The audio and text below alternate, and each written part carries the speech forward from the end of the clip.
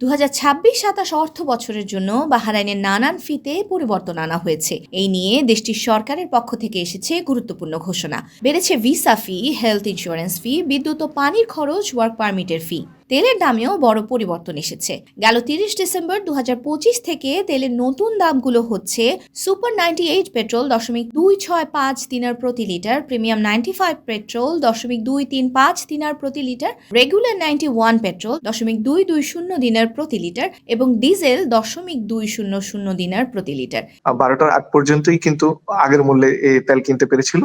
তার পরবর্তী সময়ে মানে হচ্ছে যে 12টা পরবর্তী সময় থেকেই 30 তারিখ থেকেই নতুন এই নিয়ম কার্যকর হওয়ায় মানুষ তেলের জন্য আসলে একটু বেশি দেখলাম যে আবেগপ্রবণ হয়ে তেল নেওয়ার জন্য পেট্রোল পাম্পগুলোতে ভিড় করেছে।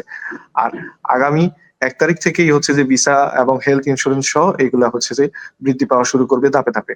এছাড়া নতুন ঘোষণায় বিদেশি কর্মীদের ওয়ার্ক পারমিটের ফি 105 দিনার থেকে বেড়ে হয়েছে 125 দিনার। মাসিক ওয়ার্ক ফি 10 দিনার থেকে বেড়ে হয়েছে 30 দিনার। হেলথ ফিও বেড়েছে। হেলথ ফি আগে ছিল 72 দিনার এবং এখন তা বেড়ে হয়েছে 144 দিনার। এসব ফি বাড়ার কারণে বাহরাইন প্রবাসীদের খরচের চাপ বাড়বে বলে মনে করেন প্রবাসী সাংবাদিক নাইমুর রহমান। এবং ভিসার যে খরচটি সেটি হচ্ছে যে 4 বছরে ধাপে ধাপে বৃদ্ধি পাবে।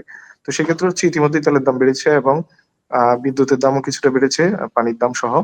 ভিসার যে খরচটা সেটা হচ্ছে যে যেহেতু ধাপে ধাপে বাড়বে, সেজন্য হচ্ছে যে প্রবাসী বাংলাদেশী যারা ব্যবসা করছে এখানে, যারা ছোট ছোট ব্যবসায় সাথে যুক্ত রয়েছে, সেক্ষেত্রে হচ্ছে বিদ্যুতের খরচ বৃদ্ধি পাওয়া এবং হচ্ছে যে ভিসার খরচ বৃদ্ধি পাওয়ায় তাদের ব্যবসায় অনেকটা প্রভাব ফেলবে।